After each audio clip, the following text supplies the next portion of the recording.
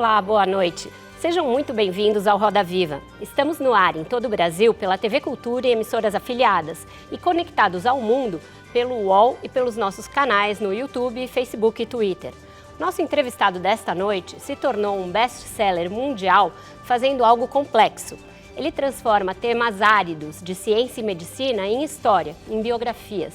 Foi assim que dissecou o câncer, sua área de especialização e pesquisa. No sucesso, O Imperador de Todos os Males, uma biografia do câncer. E em seguida, em O Gene, do qual escreveu uma história íntima, em que mistura a busca por respostas familiares, história e pesquisa de uma forma envolvente. Ele tem escrito ensaios e participado de simpósios e entrevistas desde o início da pandemia. E quem o ouve espera respostas sobre um inimigo até aqui bem menos conhecido, o novo coronavírus. Para tratar a respeito da sua obra e do que esses meses estudando a pandemia já permitem responder, está aqui no centro do Roda Viva, diretamente de Nova York, onde vive e atua, o médico oncologista, cientista, pesquisador, professor e escritor Siddhartha Mukherjee. Dono de um currículo invejável, ele se formou em biologia na Universidade de Stanford. Graduou-se em imunologia em Oxford e completou os estudos na Faculdade de Medicina da Universidade de Harvard, onde se especializou em oncologia. Seus livros, O Imperador de Todos os Males, uma biografia do câncer, e O Gene, uma história íntima, além de best-sellers, também se tornaram referência sobre esses temas. Atualmente é um dos palestrantes mais solicitados nos Estados Unidos quando o assunto é câncer ou pandemias. Professor em Colômbia, também atende pacientes no Centro Médico da Universidade. Para entrevistar o Siddhartha Mukherjee, nós convidamos Fernanda Diamante, curadora da Flip, a Festa Literária de Paraty, e editora de ciência da revista literária 451. Luísa Caires, editora de ciências do Jornal da USP. Denis Burgerman, jornalista, escritor, roteirista e colunista da revista Época. Ricardo Alexino, professor da Escola de Comunicações e Artes e apresentador do programa Diversidade em Ciência na Rádio USP. E José de Moura Leite Neto, jornalista, doutor em ciência com ênfase em oncologia e diretor da Censo, consultoria em ciência e saúde. Contamos ainda com os desenhos em tempo real do nosso Paulo Caruso. Boa noite, Siddhartha. Muito obrigada por estar conosco aqui nessa entrevista. Você biografou o câncer e depois os genes em trabalhos muito acurados, muito detalhados. E agora o mundo se vê às voltas com um personagem bem mais misterioso e de difícil detecção, que é o novo coronavírus. Com base no que você tem lido, estudado e falado, dado entrevistas a respeito da pandemia, o que já é possível saber de concreto a respeito do novo coronavírus e por que ele é um personagem assim tão insidioso? Well, thank you for having me on your show. Obrigados. I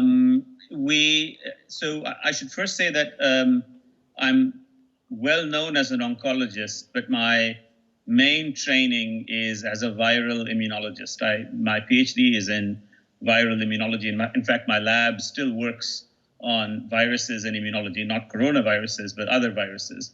And of course, there are many similarities across many viruses. So that is why I've been thinking about this problem and been very involved with this problem for a while. I'm part of the New York State Governor's Commission on sort of the post-COVID response, among many other committees. And of course, I'm a doctor in New York, and so I've seen the pandemic move through patients and colleagues and nurses in the most frontline manner. So with that background, let me say a few things about coronavirus in particular, or SARS-CoV-2 in particular, that make it an especially difficult virus to deal with. The first thing is that viruses are characterized by the level of infectivity that they have. In other words, how many people, if you're infected yourself, how many people can you infect potentially? Some viruses, like measles, is a good example, have a very high degree of infectivity. And so, one person with measles can infect 4 or 5 people with measles. And of course, if you infect more than one person, the number rises exponentially. Coronaviruses have a high degree of infectivity. And that number is not as high as measles, but it's a very high degree. So if without any, in a general population that is not immune to SARS-CoV-2, the degree of infectivity is high. That's one reason. The second reason is that, and that is an extremely complex reason, that is that there are many people who are asymptomatic, who do not have symptoms of coronavirus, who still can infect other people. Now, this is a very unusual feature of this virus. It is unlike, for instance, a virus such as Ebola, where you develop symptoms, and so you know that you're carrying the virus, and therefore you can isolate and potentially quarantine such patients, or isolate and quarantine yourself. But this virus doesn't seem to have that property. In fact, asymptomatic transmission is now known to be one of the major sources of transmission of SARS-CoV-2 in this COVID-19 pandemic. And thirdly, we do not fully understand the immune response to this virus. We're beginning to understand the immune response to this virus. The classical way that one designs a vaccine against any virus is to study the immune response and develop typically something that will elicit antibodies against the virus.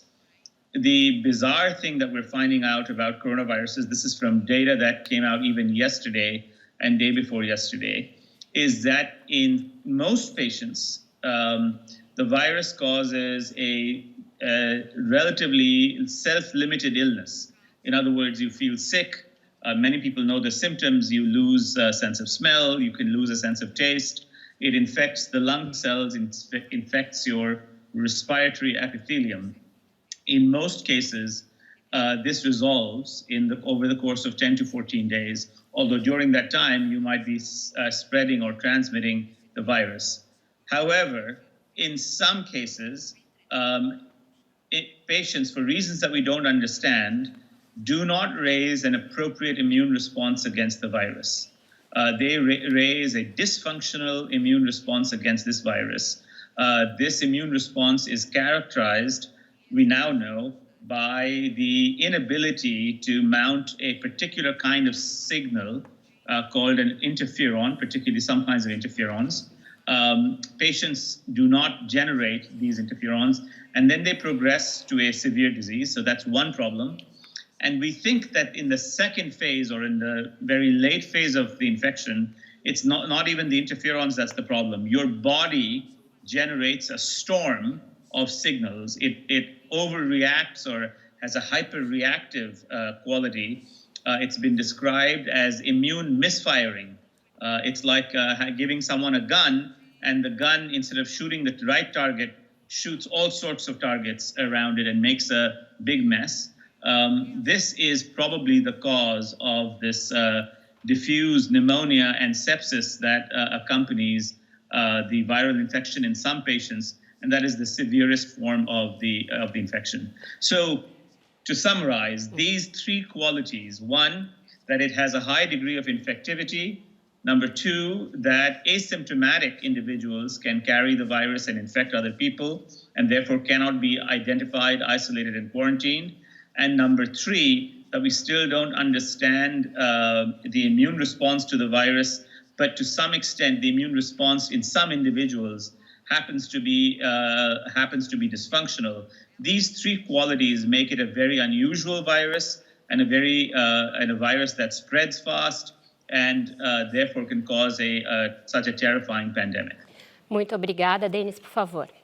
Dr. Mukherjee, um prazer enorme falar com você. Um insight bem central no seu livro sobre o câncer é uma ideia que, na verdade, é uma ideia muito antiga, uma ideia que já está, inclusive, na medicina tradicional da Índia, por exemplo. É a ideia de que a saúde está no equilíbrio. de que não está necessariamente numa relação simples de causa e consequência. A ideia de que o câncer é resultado de um desequilíbrio e que a saúde estaria no equilíbrio, né? A gente está vivendo agora uma grande pandemia. Eu queria saber se você enxerga uma lição parecida nessa pandemia. Essa pandemia também é um sinal de desequilíbrio nos sistemas humanos, no seu modo de ver? Well, it depends on what you mean by imbalance, but I would say that the pandemic has revealed two great vulnerabilities or two great weaknesses. And I will talk about them separately because they're really quite separate things. Number one is that it's revealed the idea that in general, the world's capacity to handle pandemics is much poorer than we had anticipated. During many phases of this pandemic, the important institutions such as the World Health Organization and in America, the Center for Disease Control had the opportunity to contain the pandemic. In fact, right from the beginning, right from the very first day, there was an imbalance, and you could call it a political imbalance or a medical imbalance between the severity of this virus and our public health response to it. The Wuhan authorities should have had higher degree of alacrity. Instead of trying to suppress the information, they should have they should have been more open about the severity of what happened. They still have not been actually open. We still don't know exactly how the pandemic originated and how it spread. And there has been resistance. There's been a constant level of resistance to find out. So right from the beginning, all the way to the WHO and to the CDC, I would say a series of mistakes were made which should not have been made, and our capacity overall, globally, to fight pandemics has been revealed as quite weak. And this you might call is an imbalance, a political imbalance, a political a lack of appropriate measures to control a pandemic that was in its beginning.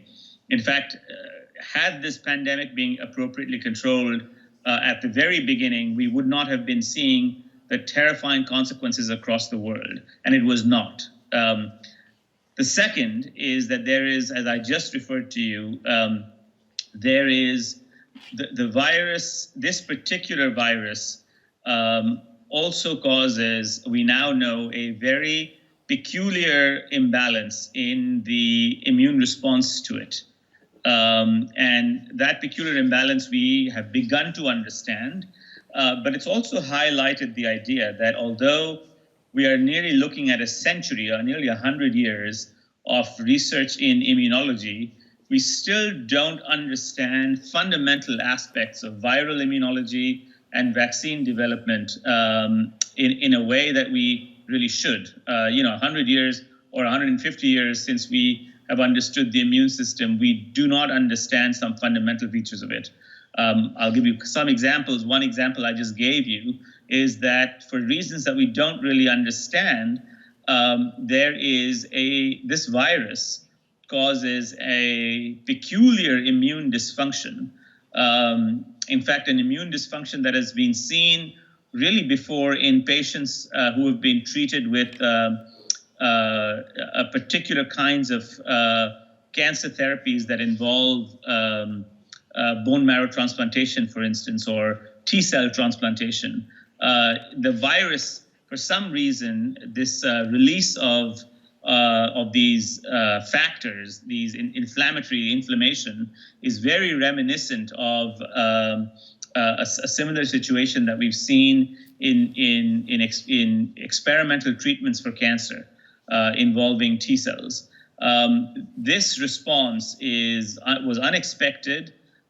We have just begun to learn about it, and it reminds us that there are fundamental features of immunology and vaccine development that we still don't know so far. And I'm happy to discuss these unknowns in greater detail as we move along. Certo. Fernanda, por favor. Boa noite. Gostaria de continuar falando da imunidade e queria saber se tem algum consenso, já foi levantada a hipótese de que há uma diferença entre você receber uma carga viral alta ou baixa do coronavírus, que isso faria diferença no desenvolvimento da doença e no desenvolvimento da imunidade. Então, eu gostaria de saber se já existe algum consenso nesse sentido, né? Se receber menos vírus causa uma doença menos grave e se a imunidade gerada pela doença já se sabe se ela é de longa duração, se a duração da imunidade tem uma relação direta com a carga viral recebida. That's an important question. I was among the first to raise the idea of viral dosimetry in an article that I wrote originally in the New Yorker and then subsequently in many interviews. The answer is we don't know, and in the middle of the pandemic, it is impossible to measure. Now, for many other viruses, including measles, there is a relationship between the dose of the virus that you receive, the chance that you will get infection, and the severity of the infection. We do not know this for coronavirus. But what we do know is that this is true for several other respiratory viruses. And in fact, the mechanism by which we can prevent receiving higher doses of virus at the first place is, of course, to do number one is to keep a social distance, and number two is to wear masks, which may not reduce the entire dose of the virus, but may reduce it tenfold or even more, depending on the kind of mask that you wear.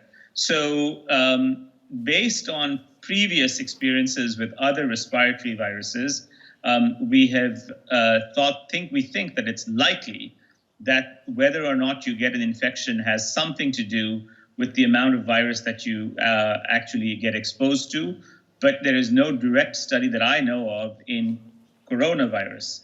The indirect studies would suggest that this might be the case because one thing that you might know is that people who are getting exposed to very high doses of the virus, such as frontline healthcare workers, doctors and nurses, even young doctors and nurses, are succumbing or have succumbed to a very severe variant of the disease.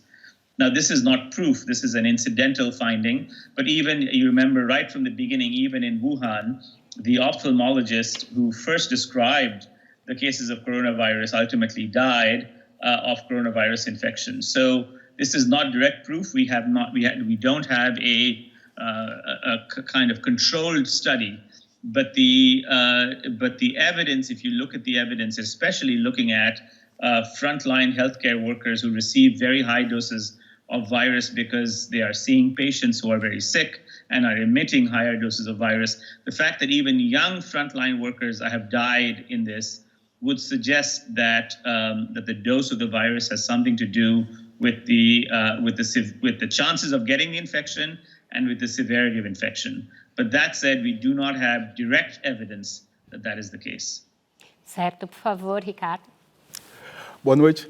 A pandemia ela tem exposto muitos sistemas de governos para lidar com a questão da saúde, desigualdades sociais e também alguns têm dito que envolve a questão dos desequilíbrios ambientais. O que você pensa a respeito? Well, I think the imbalance has been very obvious. Places that have been the worst affected are places where there has not been a clear national program and a clear health service. This is the way to handle the pandemic, is to really have a working government and have a working task force that can handle these issues at a national level. It cannot be piecemeal or patched together. Even countries like the United States, where there's a lot of resources, are struggling, especially because our system of healthcare is not regulated at a national level, and because we are a federation, states have a lot of control, individual control about what to do and what not to do, and that has not worked in our favor in the United States. To give you one example, individual governors of individual states have a lot of discretion around what to do, whether to open schools, to open businesses, to keep businesses open, how severely or how much they will intervene on people to keep masks on and keep public safety measures on. In the United States, that has been relegated to individual states. And if you don't have a national policy, and if it's not consistent, that becomes a huge problem. In the United States, again, we've seen that people who don't have access to information, people who are living in crowded conditions, people who are frontline workers, and people who don't have adequate protection using, for instance, masks, there is now growing evidence that these people are disproportionately affected. And in fact, in the United States, African Americans and Hispanics have been disproportionately affected by coronavirus. And it's an instance of the political and public health mayhem that happens when you don't have a centralized system and have a decentralized system, which allows individual governors in individual states to make individual decisions. The countries that have done well in comparison have highly centralized systems. They have imposed lockdowns, and they have really imposed very strict lockdowns, often under supervision by the army or the military. They have imposed strong travel bans, especially from other countries where the infection load is very high, and they have really imposed strong quarantines. And there has been a consistent message, not a diffuse message across. So what we are seeing here, I think, is an example where to attack a pandemic, you need a supervised task force and not a patchwork or a diffuse system which doesn't work. Obrigada. Por favor, Luísa. Boa noite. Como que essa pandemia, que é a primeira de uma proporção tão grande que ocorre nesse século e com um desenvolvimento científico sem precedente, ela pode afetar a maneira de se fazer ciência? Vou dar um exemplo. Uma profusão de divulgação de artigos científicos ainda sem revisão, os chamados pré-print, são soltos aí, a imprensa fala bastante sobre isso. Então, eu queria saber o que é uma característica de uma emergência e o que na verdade, tem a ver com o que pode se perpetuar na ciência depois da pandemia. Well, one thing that has been a problem is, you've correctly identified the problem. One thing that we've seen is that there has been a rapid publication. Now, that has many advantages. It allows scientific and medical news to get out quickly. The problem, on the other hand, is that it also allows false scientific information to get out quickly. We've seen this now several times, not only in the some scientific articles that have not been reviewed and carefully tested by other researchers, but also in scientific fraud. That happened with a paper around hydroxychloroquine, which had to be retracted. So we've seen both of these. I think the general message here is that the process by which scientists evaluate each other's work is too slow. Especially, it does not keep pace with a pandemic. And during pandemic times, it probably is worthwhile to create a different system because you cannot rely on the slowness of the scientists to review this work. So the one answer is, again, to create a group of scientists with appropriate incentives so that they can review the work more faster, comment on it, check its accuracy, and then allow it to be move it to a preprint. So basically put another filter or a layer of governance around this. These scientists will have to be incentivized somehow to do this. They will have to be able to do this. And of course, there's an element of public service in all of this, but it has exposed the problems of open review or non-review publications. And we need, for the planning for the future, I think the scientific community is very aware that this is a problem and that they should try to fix it. Por favor, Moura, sua pergunta. Boa noite, Siddhartha. É um prazer estar aqui nessa entrevista contigo. A Covid-19 chegou no momento em que ela se sobrepôs a outras doenças que já existiam, continuarão existindo, como o câncer, né? E um estudo publicado pela University College London, no British Medical Journal, mostrou, por exemplo, uma redução de 76% dos encaminhamentos de pacientes com suspeitas de câncer. Impactou também quimioterapia, cirurgia, radioterapia. Qual é a orientação para esses pacientes, essas pessoas que precisam manter essa questão tão importante como o distanciamento social, mas ao mesmo tempo elas estejam atentas aos sinais do corpo, enfim, a buscar esse diagnóstico e manter o tratamento do câncer? Yes, so you're raising a very important point. I can tell you what we have done and what I think many other places have tried to do. We have carved out separate places within the hospital where cancer treatment can continue during the middle of the pandemic. It's not easy. It requires a very intensive surveillance and testing. Basically, in those wards where patients are undergoing chemotherapy, you cannot enter those wards without a test, unless you're tested negative.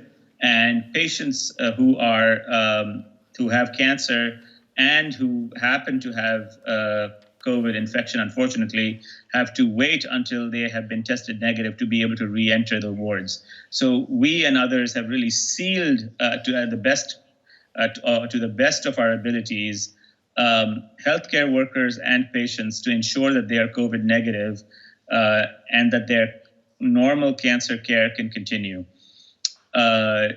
Patients with chemotherapy and compromised immune systems obviously have a greater danger of getting complications from COVID-19. And so we have been especially careful in monitoring those patients, monitoring their symptoms, asking them to maintain isolation, asking them to maintain masks and hand hygiene, and to be especially vigilant. And to be honest, we have been able to, I would say, mostly deliver the appropriate cancer care to patients. In cases where surgery was or cancer therapy could have been delayed for entirely valid reasons, we have pushed those back. In cases where it was impossible, we've still continued as best we could using all of these things, testing, sealing the facility, ensuring that it's clean, and really separating out the COVID wards from the cancer wards as much as possible.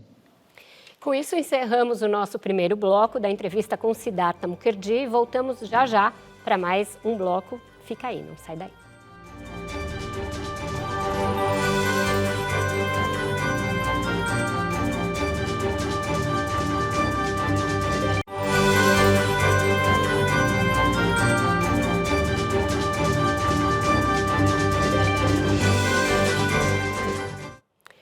Estamos de volta com a entrevista com o médico oncologista, cientista e escritor Siddhartha Mukherjee. Siddhartha, no primeiro bloco, você fez referência a um estudo que teve de ser revisto sobre o uso de cloroquina e hidroxicloroquina no tratamento da Covid-19.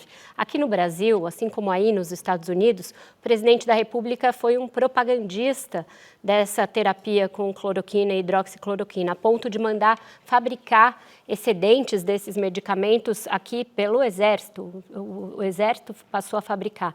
O que a gente pode dizer hoje de forma conclusiva a respeito da eficácia desses tratamentos, principalmente em casos leves e iniciais? Porque aqui nós temos um protocolo do governo que autoriza o uso desses medicamentos em casos iniciais e leves da doença. So the evidence is as follows. There is not one single appropriately conducted randomized study on COVID-19 that shows that hydroxychloroquine in combination or not in combination with other medicine works. I'm going to repeat that.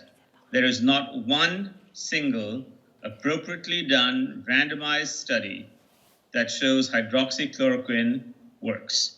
It does not seem to work in the early setting. It does not seem to work in the middle setting. It does not seem to work in the late setting of COVID infection. So the use of this drug at present can only be considered investigational and therefore not recommended as routine practice. If there's a trial that shows that the drug works, the entire medical community will be eager to embrace it. But right now, there is no such study that has been published or is in existence. The quicker that we acknowledge that, the quicker the field can move along. I'm not against, no one is against studying this drug, or I don't have any bias. I would like to have this drug work. I'm sure my patients would like to have it work. All that we know right now is that multiple studies have been launched, multiple high-quality studies have been launched, and in every case, we have not found any efficacy or any proof of efficacy for this drug. So for any president who is not a medical professional to decide that this drug works is really doing a disservice, I think, to the medical profession. The medical profession is not asked to comment on how to run the presidency. The presidency should not decide how to run the medical profession. Obrigada. Por favor, a roda está aberta. Posso fazer uma pergunta? Dr. Mukherjee, nossos países, o meu país, o Brasil, os seus países, seu país de nascença, a Índia, e o seu país adotivo, os Estados Unidos, estão disputando o topo dos rankings de casos e de mortes causados pelo Covid. Coincidentemente, são 3 países que estão atualmente sob uma liderança populista, conservadora e, em grande medida, com um discurso anticientífico. Eu queria saber se você vê alguma relação entre essas coisas. I do see a relationship between the populism and the anti-scientific discourse. The erosion of trust in science is evident in all three countries. These are large populist countries led by populist leaders whose initial reaction to the viral infection was to a large extent, it will go away. Let's not worry about it. This was less true in India. India did impose an early lockdown and has continued to impose an early lockdown. India also happens to be, among the most crowded of these countries, and of course has the largest population compared to these 3 countries.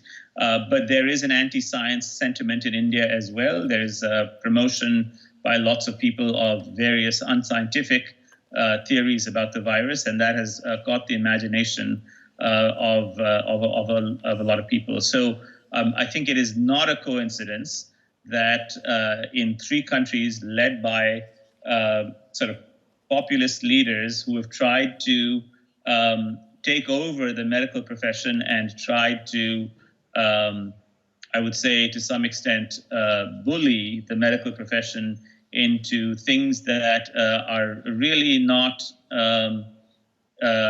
appropriate, has shown terrible results.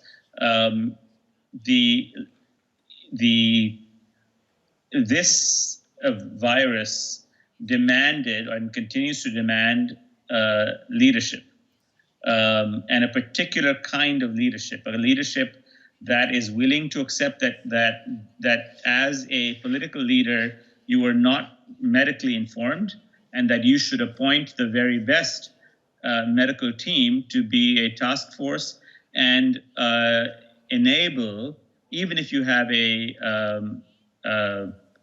federal system, enable that medical task force to make strong recommendations and then follow those recommendations and not undermine them, as our president and others have done. So it has exposed, I think, the idea that the not having the appropriate leadership in place can be very harmful. Obrigada, por favor, Moura. Siddhartha, nesse cenário pandêmico, é grande o anseio da população mundial pela vacina, né? Mas o rito científico determina, até para assegurar a segurança e eficácia da vacina, que se leve um período para o desenvolvimento dela, né? As farmacêuticas estão trabalhando, assim como os institutos de pesquisa, e falando em ter vacina já para o início do ano que vem, enfim. O quanto é factível, né, considerando o momento do começo da pandemia, ter uma vacina em prazo de um ano e meio, o quanto isso de fato é factível, na sua opinião? I think it's possible. It's important to realize that just having a vaccine doesn't solve the problem. You have to get vaccinated to solve the problem, and that's a different thing. So just having a vaccine isn't enough. You have to produce enough doses. People have to take it. People have to be given the appropriate doses. And the vaccine has to be, above all, safe and effective. I think moving as fast as we can, it's possible to have a vaccine by early next year. It will not be as rigorously tested as most vaccines have. Just to give you a sense, the last vaccine, that was the fastest vaccine, human vaccine ever developed in human history, has been 4 years, and that's the mumps vaccine. This would be reducing that 4 years down to essentially 1.5 years, or 1 year and a few months. And even with the latest technologies, making vaccine in that record time is really a challenge. I am optimistic because I have seen the data and studied the data from all the vaccine groups that have published data so far. This includes the group at Oxford, working on the vaccine that's based on the adenovirus chimpanzee backbone. This is based on the Moderna vaccine, that is a vaccine based on a very new technology, and it's also based on other vaccines that are coming. The data look promising. The data look good from human and animal experiments, but these are not finalized data. The vaccines are undergoing trials right now. In fact, 2 or 3 of the lead candidates are almost finishing with their trials. But that said, these trials will be among the fastest trials that we've done. And there's a compromise here. The compromise is that if you don't wait for the appropriate length of trials, you do have to make a compromise because you won't have studied all the potential long-term effects of such a vaccine.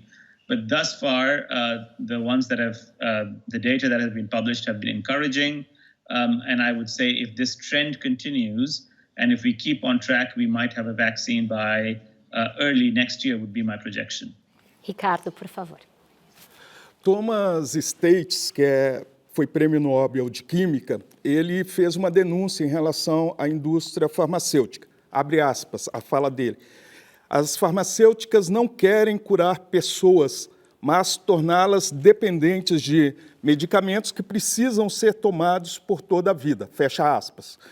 Eu pergunto o seguinte, havendo a vacina para essa pandemia, deve-se ter quebra de patente? No, I don't think it's necessary to break the patent of vaccines. I'm not sure I completely agree with the conspiracy idea that pharmaceutical companies are out to basically make patients dependent on drugs. I do agree with the idea that many drugs are priced at an expense that patients cannot afford, and there has to be a recalibration. But I'm not a believer in the conspiracy theory that the pharmaceutical industry is out to basically make you dependent on a drug.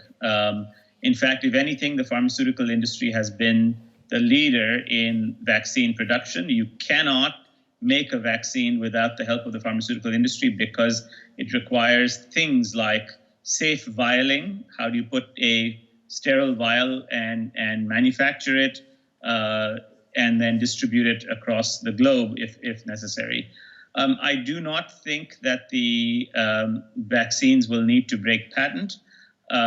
However, I do think that they have to be priced appropriately so that we can vaccinate 50, 60, 70% of the globe at a very great cost. As you very well know, the American government has released, as well as other governments, have released vast amounts of funds for the vaccines to be manufactured, tested, and deployed appropriately. Several $1 billion have gone into this already. And pharmaceutical companies themselves have put up several $1 billion at risk in the development of these vaccines. So I have to say that I have not been a critic of the pharmaceutical industry in this vaccine development program. In fact, if anything, they have cooperated extensively with the federal agencies in developing vaccines. Now, that said, it is a separate conversation whether, in general, patented drugs have now reached a place where their expenses is becoming a deterrent to patients being able to get these drugs. That is a separate conversation from the vaccine conversation. We can have that. I'm a believer that the appropriate balance has been lost. But all of this said, on the vaccine development, I don't think that there has been a conspiracy or lack of enthusiasm by the pharma companies. In fact, if anything, they have been among the leaders of the production of the vaccine.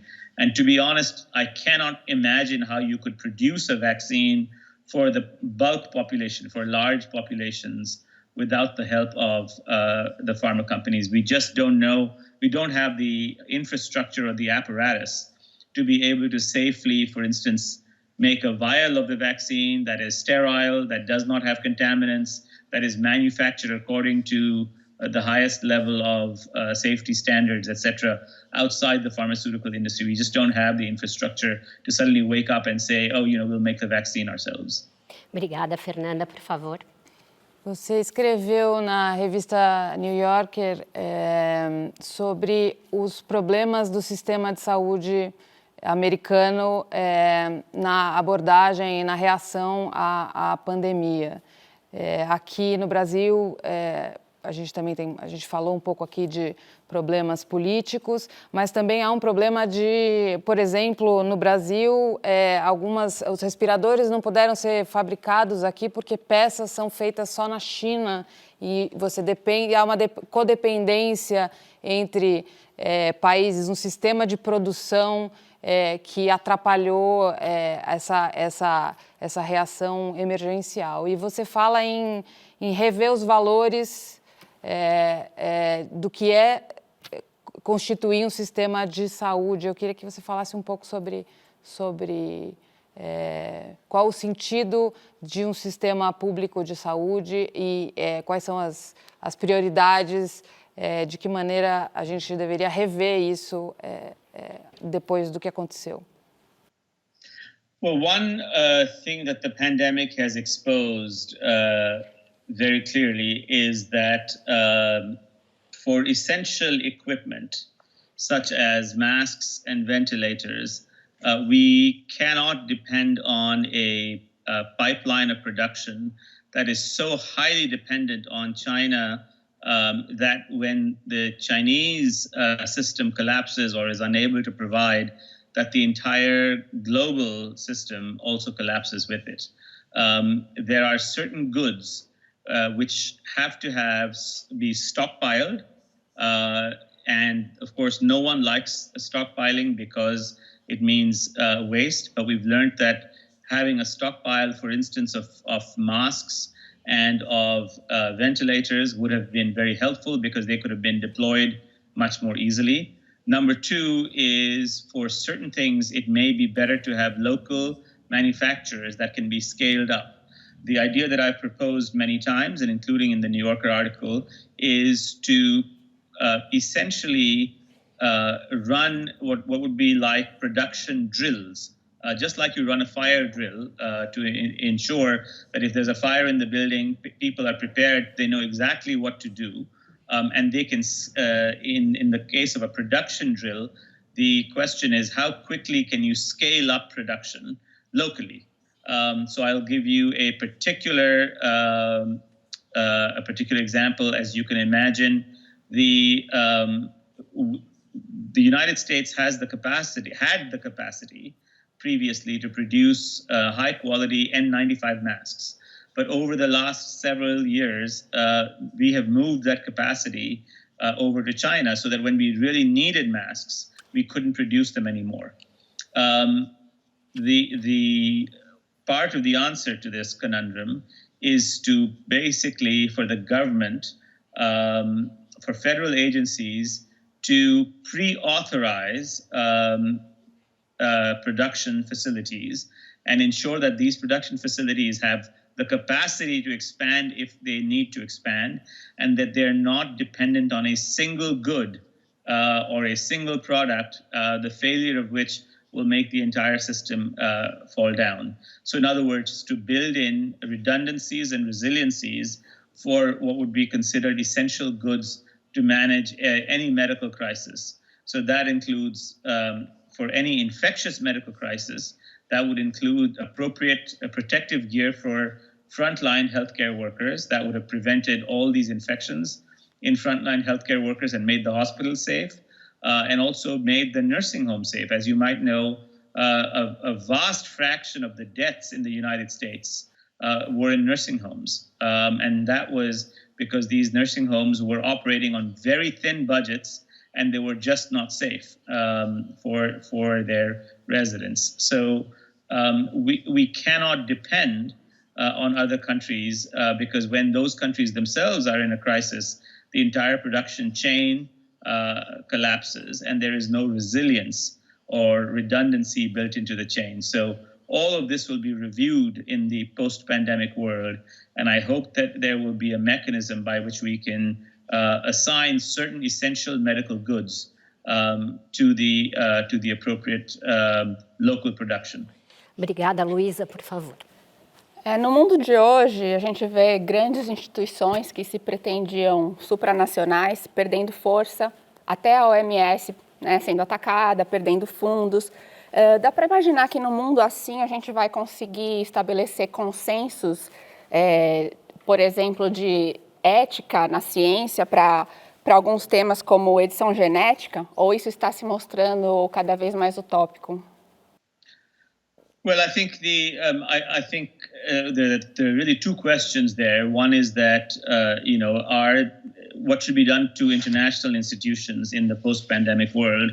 I think if anything, at least to me, the pandemic has only re-emphasized the importance of global institutions, that they need to be appropriately funded, but also need to be appropriately monitored.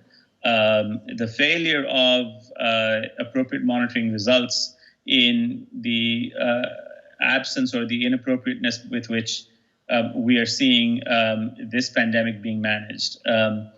As far as genetics is concerned, again, the genetics is a an ethically complicated subject, but it has many advantages. I mean, obviously, the way we test for this virus, the way we are using PCR, or the way that we have made vaccines using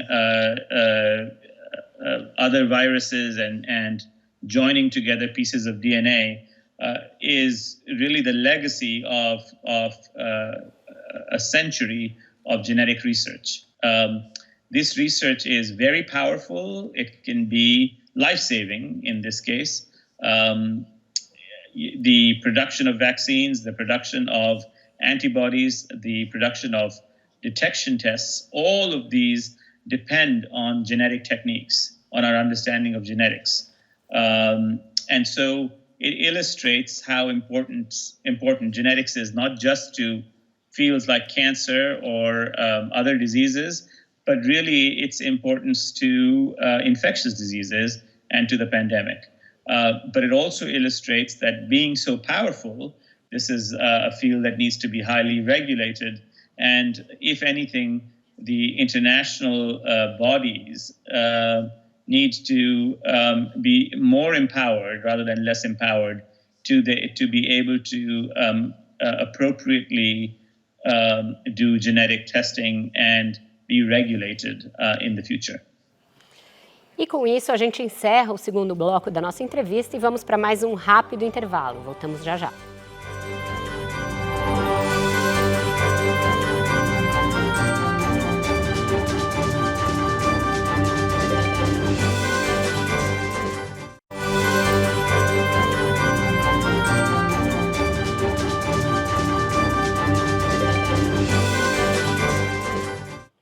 Estamos de volta com a entrevista com o Siddhartha Mukherjee.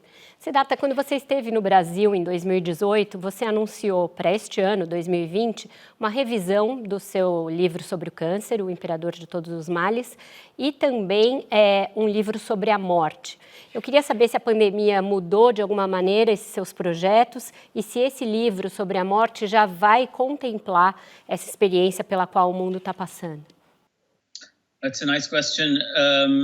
There is a book that is coming before that. So there are two books that are coming before the book on death. One of them is will be published by Compañía de Letras. It will be a history of cell biology and include a history of immunology inside it. And there's a separate chapter inside that called Pandemic, which is based on some of the writings that I've done in the New Yorker and the New York Times Magazine. And it will talk about some of these issues that we've been discussing. What do we understand about the cell biology of the immune system? What is a history? What is the history of vaccination, vaccine development? Much of that will be in that book. In fact, a small extract of that has already been published. That will be followed, I think, by an updated version of The Emperor of All Maladies.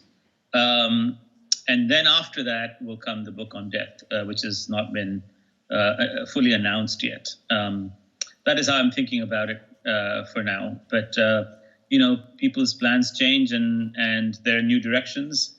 I should say that my laboratory or our laboratory has invented a promising new way to potentially cure leukemia.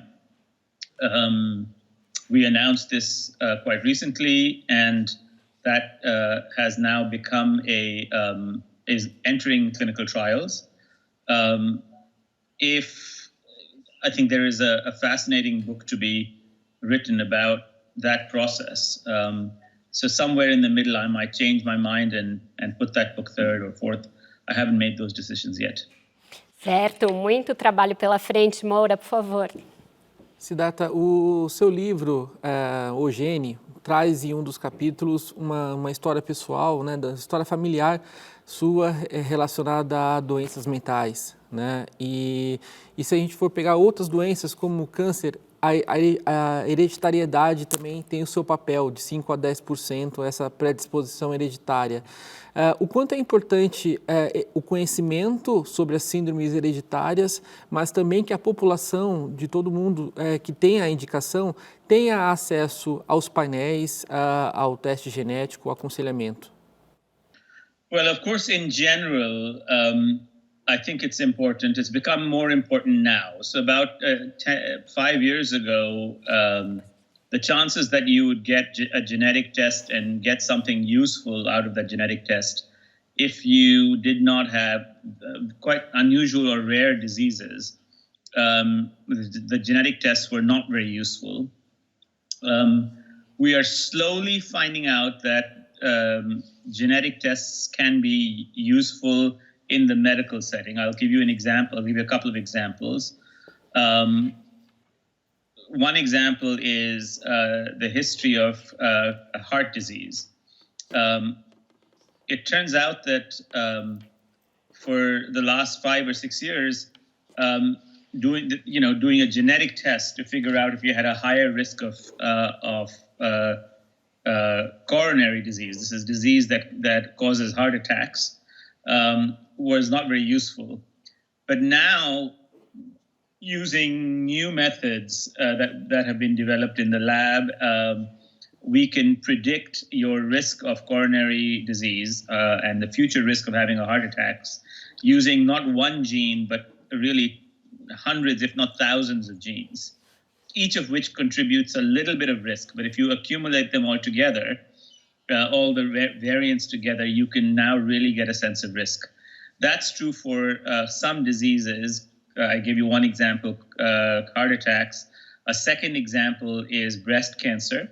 So again, there were patients with, obviously there's some genes that increase the risk of breast cancer, genes like BRCA1 and BRCA2, but there were many women who had neither mutations or changes in BRCA1 or BRCA2, but who had a higher risk of breast cancer.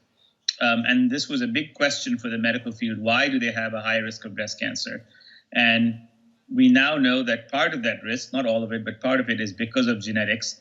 And much like heart disease, it's not one gene, but small risks that accumulate over many genes, hundreds, if not thousands of genes. So I would say that we are making progress in the usefulness of genetic tests beyond just unusual and rare diseases into much more common diseases such as heart attacks and breast cancer. I should also say that there have been now multiple projects trying to figure out whether you can predict your risk of developing severe COVID infection based on genetic sequencing of yourself, of patients. And thus far, nothing has really stood out except for a couple of studies. One Dutch study, which had just very few patients. These Dutch investigators took young brother pairs. So families in which two young brother pairs both developed very severe COVID. As you can imagine, that's very unusual because generally speaking, young men and women, but young people in general don't tend to develop severe COVID. So they looked through their hospital databases and found two families in which they had two brothers living separately, and both the brothers developed very severe. They were both young, under 35, and both the brothers developed severe COVID. In fact, one of them died. One of the four died of COVID. And they sequenced the genes, and surprisingly, they found that there was one gene that seems to be altered or mutated in all four of these individuals. The chance that happens by pure chance alone is very low. And this gene is in fact related. It's an immune system gene. So, and has been previously shown to have a relationship between our capacity to be resistant to viral infections. So these kinds of projects are very informative because they can tell us, they can identify patients who are at higher risk for developing severe COVID. That's one. But more importantly, they can illuminate or tell us how the immune system's reaction to COVID can guide us towards therapies, what therapies we need. And in fact, some of the therapies that people are developing around the world, in fact, some of the therapies that we are developing in the lab is based on these insights from these genetic studies. Certo, Luísa, por favor. Voltando a falar de livros, você é um divulgador de ciência para o público. Qual que é o segredo de falar de ciência e criar conexão e interesse com um público que não necessariamente é interessado em ciência? Você pode, por exemplo, apelar para o lado humano, mas se você vai falar de célula, uma hora você vai ter que falar de mitocôndria, por exemplo. Como que faz isso para manter o interesse das pessoas? Well, that's a nice question. I try to keep the interest first of all, by being interested myself. If you're not interested in writing or discovering or doing the research that involves writing, then it's unlikely you'll ever interest anyone else.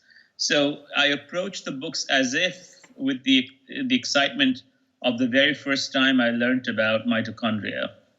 That same excitement in researching, in understanding, should come through in the book. That's one principle. And the second thing is I try to use language that is simple, but does not make it in America we call it dumb down the science. I think the general approach that I've taken, and there were lots of critics when I first started writing my book, but the general approach that I've taken is that a lay audience is actually an extremely sophisticated audience.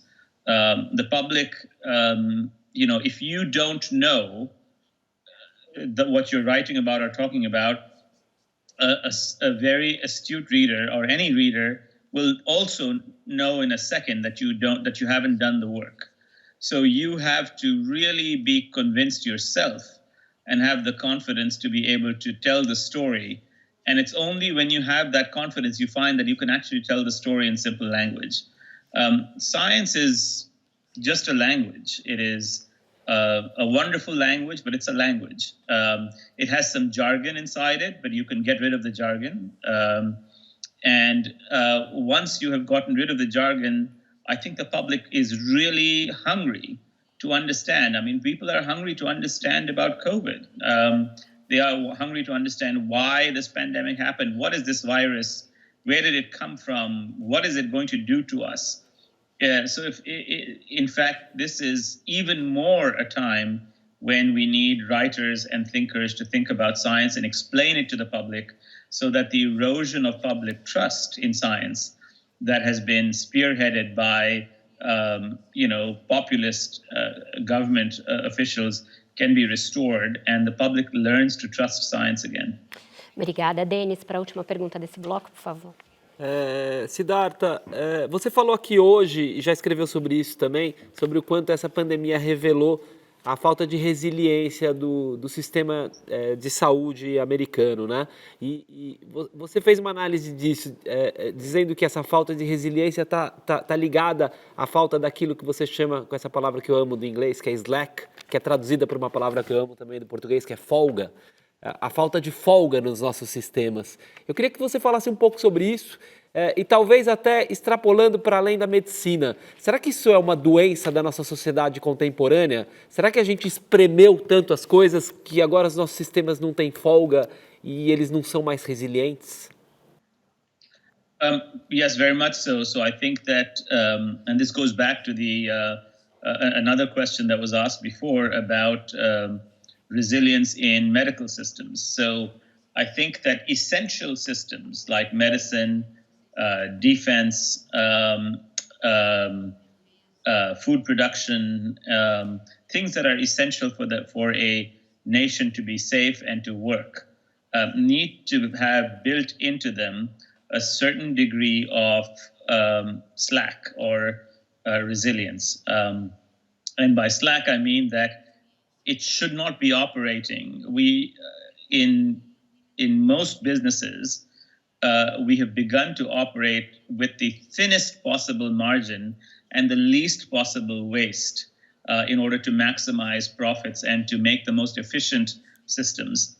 The most efficient systems have, unfortunately, the property that they can be compromised in their ability, because they are so reliant on efficiency, they can be compromised in their ability to have resilience, because there's no waste.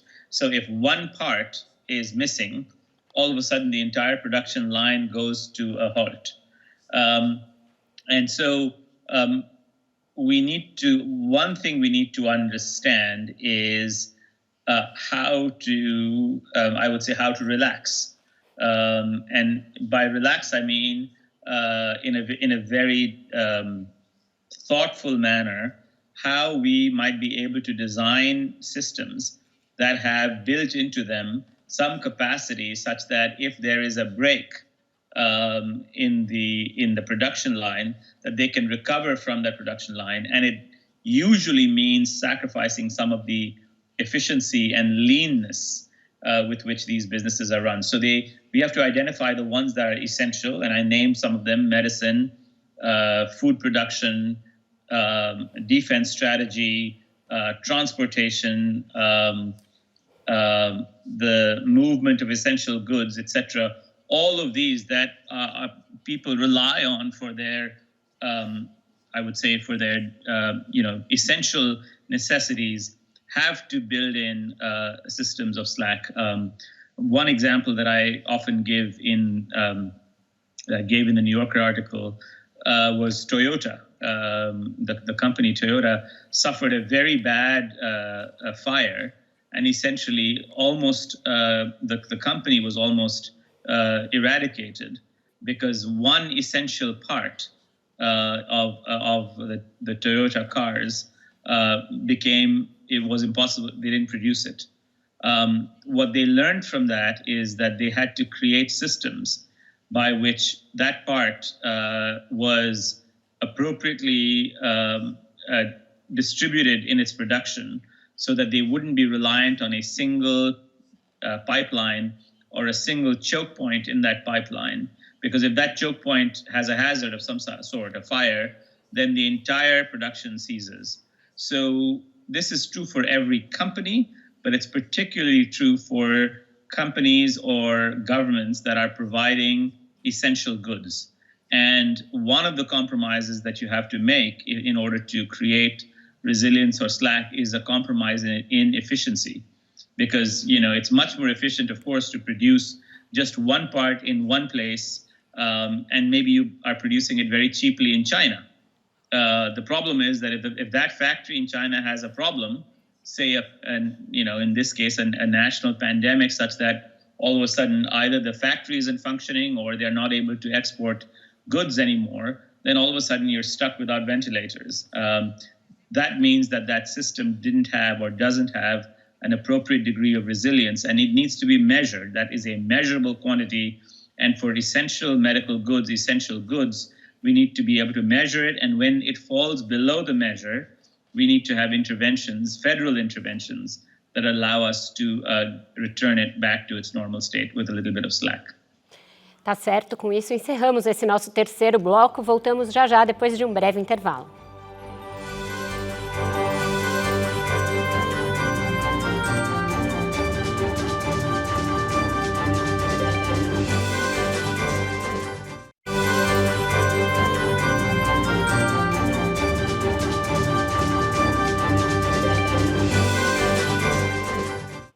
Estamos de volta com a entrevista com o médico, escritor e cientista Siddhartha Mukherjee.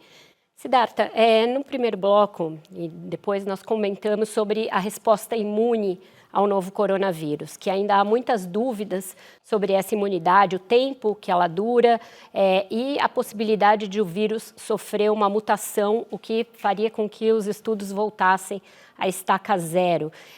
A gente pode imaginar que o mundo, graças a essa dúvida e a essa dificuldade de ter uma certeza quanto à imunidade, vai viver de quarentenas intermitentes? A gente vai entrar e sair de quarentenas por muito tempo ainda? E, nesse caso, o que isso afeta no nosso modo de vida e na maneira como as pessoas vão se relacionar daqui para frente?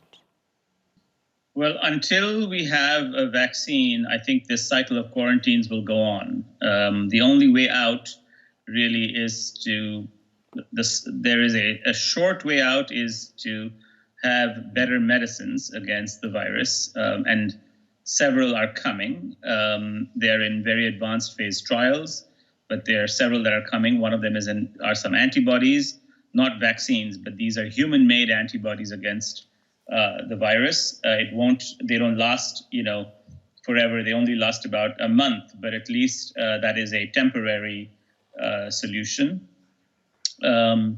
The vaccine is the long-term solution.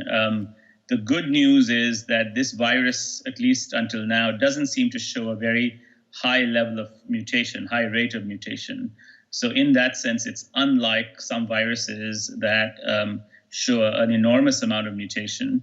And so I'm hoping that there will not be a large number there are viral mutants, there's no doubt about it, but the number of viral mutations that we've found thus far hasn't seemed to be enormous. And so I'm hoping that will not be a limitation of the vaccine, but that the vaccine will be able to take care of, virtually most of the patients. But until we have the vaccine, or even some effective drugs against the virus, we are still in the middle of this cycle of quarantine and lockdown and shutdown.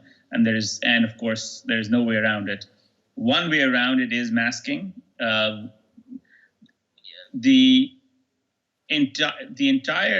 thing that people don't realize is that there is one value, one number, which dictates whether the virus is going to grow exponentially or it's going to die exponentially.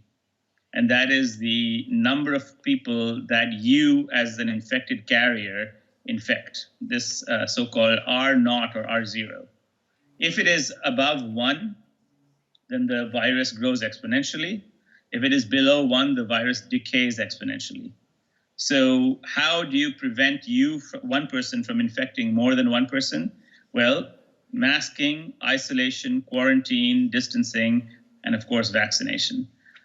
So right now, all of those things are the only things that we have. This is why we keep re-emphasizing and emphasizing the value of masks, because that is crucial to the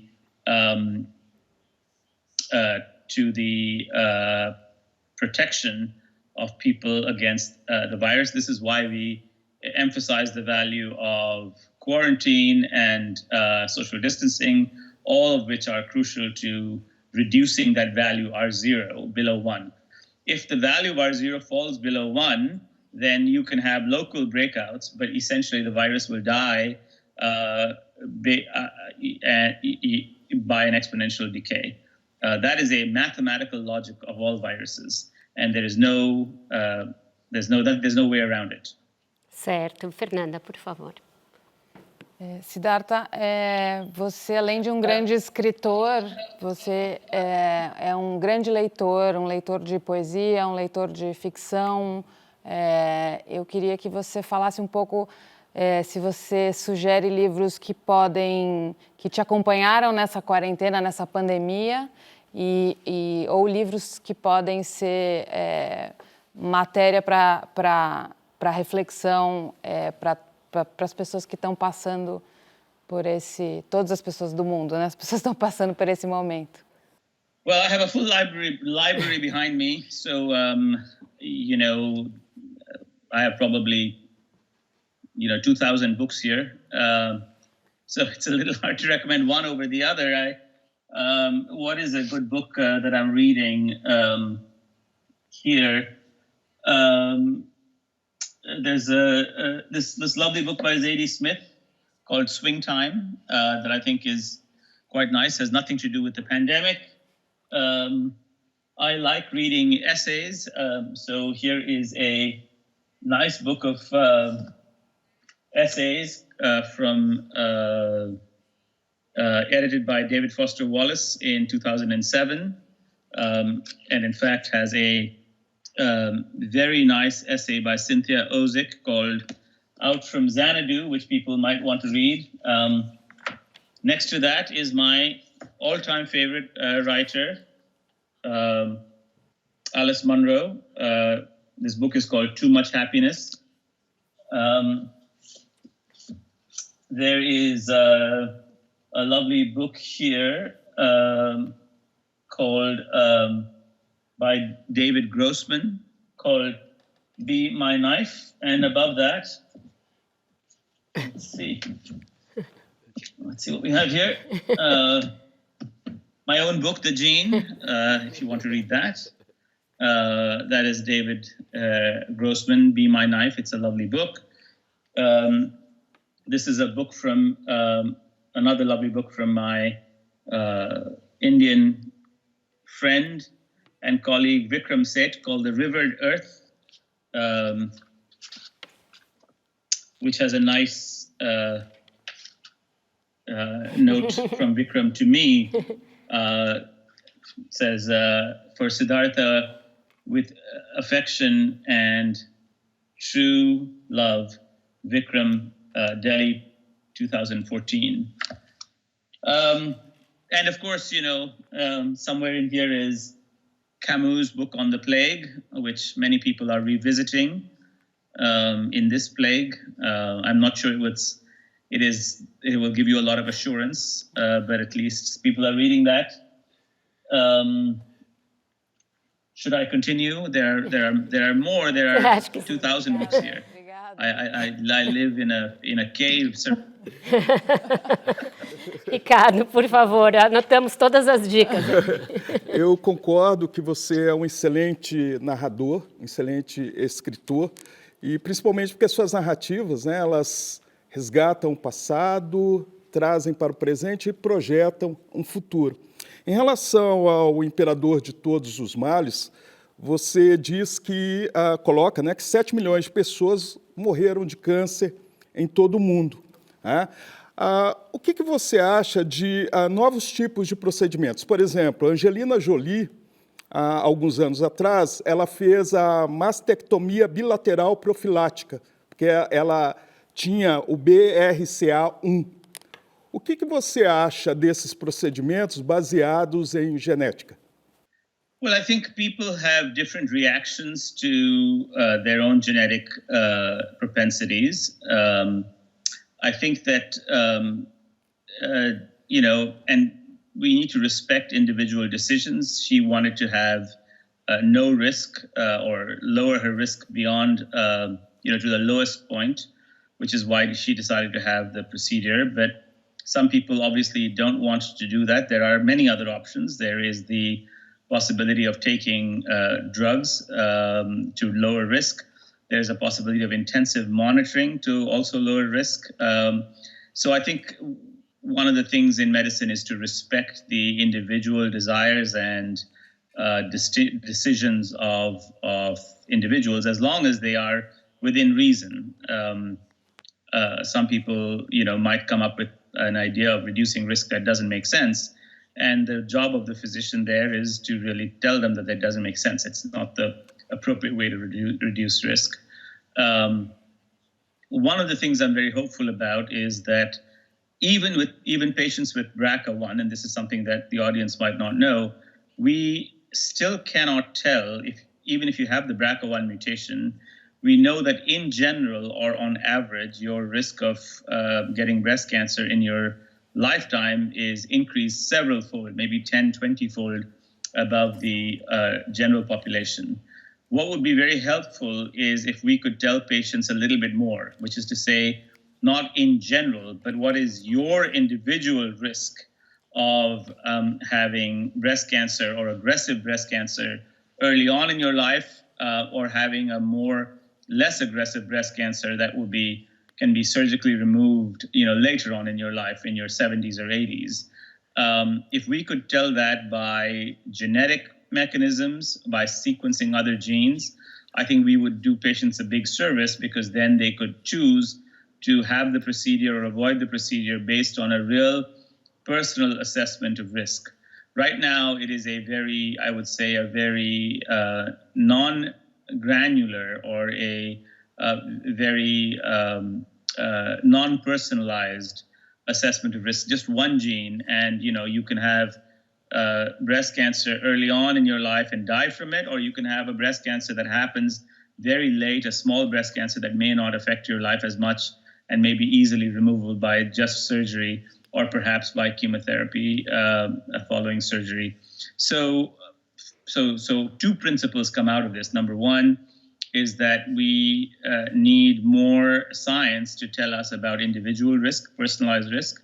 And number two, I think that decision is ultimately personal. Certo, Moura, por favor. Siddhartha, o sequenciamento do genoma foi um esforço de uma década, que foi lançado em 2001, depois vieram mais 10 anos, teve o lançamento do seu livro e 10 anos depois, estamos agora em 2020.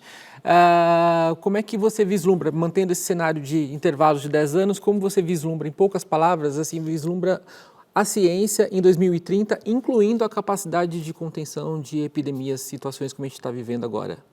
I think one of the things about pandemics that we have learned from COVID is that genetics is extremely important for surveillance of viruses in the population. And it, in fact, has strengthened the idea that we should be doing appropriate surveillance using genetic techniques. I mean, one of the big failures that I outlined in the New Yorker piece in the United States was that for days, for about 40 days after the first case appeared in the United States, we did not have a test for COVID-19, for SARS-CoV-2, the virus that causes COVID-19.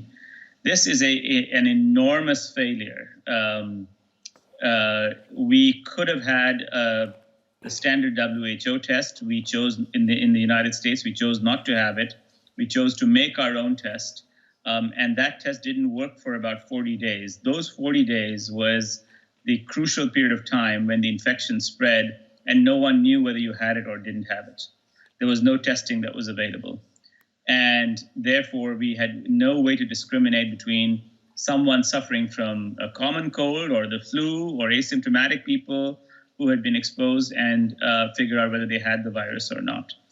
So I think that in the future, the capacity to have appropriate surveillance and population-wide surveillance for new viruses when they arise is going to be crucial.